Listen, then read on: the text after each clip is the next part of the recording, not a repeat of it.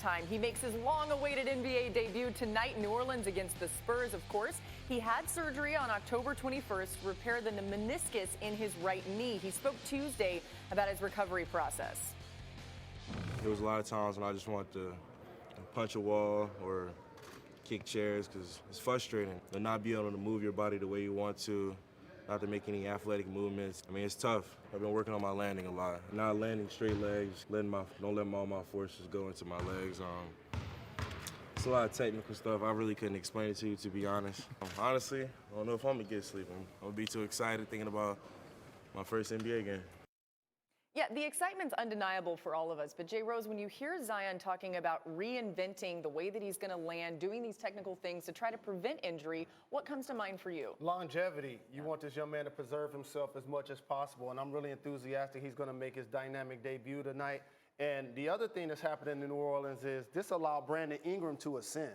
Yes. So now all of a sudden they have a dynamic duo with a guy that's averaging 25-plus points, playing at an all-star level. Now you get the #1 overall pick returning to your lineup. 4 games out of the A spot. Jay Will feels like they have what it takes to make the playoffs. I don't think so because they got too many teams to leapfrog, but it's great for the league to Zion is return. No, I think it's amazing, and I love what he talks about changing his landing. There are simple things that you can do, hanging on the rim a little bit more and not just all the sexy. You know, when you go straight down, you're just trying to show off a little bit. So when he's talking about, like here, sorry Frank Kaminsky has to be the example, but here, I land, I can hold onto the rim here. Yes, Ryan Clark's upset that I get to use myself in the highlight, but that's what happens as a basketball player. Dare you. Right? But that one leg right there, my leg was throbbing for days afterwards in that moment. Jay, is this realistic that he can make this change on the fly? I mean, you're out there on the court, you're trying to make plays, you're going to be able to think in your head, I'm going to land a different way? Well, in real time, it's going to be very challenging. It's going to be arduous for him. And look, this is a team that has the 6th fastest pace in the NBA. And let's not forget that Zion gets a lot of his points in transition and off getting rebounds, right?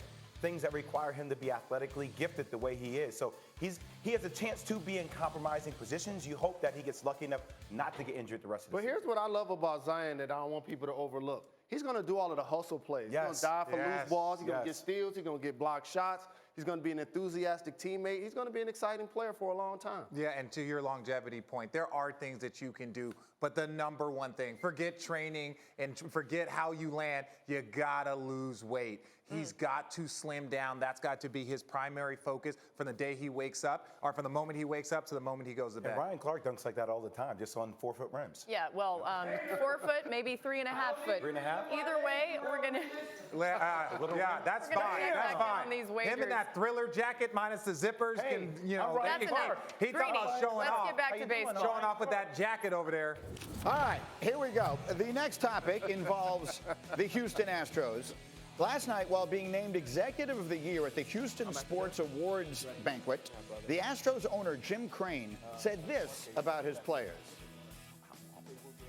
When we get down to spring training, we'll all get them together, and they'll come out with a strong statement as a team, and I think, apologize for what happened, and we'll move forward. We're going to sit in the room and talk about it, and then we're going to come out and address the press. All of them will address the press, either as a group or individually. We'll have some, quite frankly, we'll apologize for what happened and ask for forgiveness and move forward. All right, so I wanted to put together a little round table here because all 5 of you played sports at their very highest level. And if there's one thing that we all sort of acknowledge here, that I assume you all do, is that the cheating is something that whatever else we can argue about, you can't be good with. So I want to put together a couple of things that happened. Here you have the owner of the Astros saying, my players are going to go in there and they're going to apologize when we get back there. Thus far, the players have shown no inclination to do that whatsoever. In fact, quite the opposite. They've been completely defiant in the way they've responded. And all of this comes in the backdrop of a day where arguably 2 of the 10 greatest players that ever lived, Barry Bonds and Roger Clemens, once again fall short of getting into the Hall of Fame based upon a different sort of cheating, if you will, with steroids. So, Jalen, I will give you the floor first. Okay. As you see the situation with the Astros right now, how does it make you think? Well, first and foremost, the owner should have had them apologize initially, not after the fact, because now it's not going to be genuine because he's forcing them to apologize. That's #1. #2, I don't respect liars or cheaters. As somebody that tried to compete at a high level for a very long time, if I felt like somebody was purposely doing something to gain an advantage or taking a supplement or taking a steroid to me, they should not be in the Hall of Fame. So I agree with the fact that Barry Bonds and Roger Clemens didn't get voted in.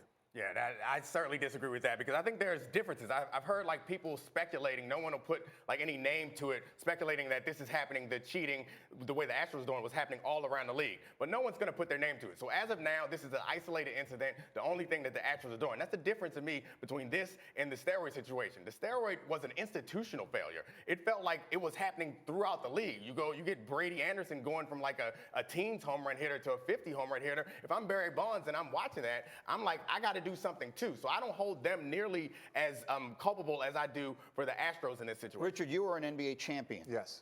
Do you believe that the championship the Astros won in 2017? You don't even have to. Yes. It should be gone. To me, I think both of those championships. And look, our guy Jalen Rose right here doesn't have 2 Final Four banners up because they were accused of doing something that they weren't supposed to be doing.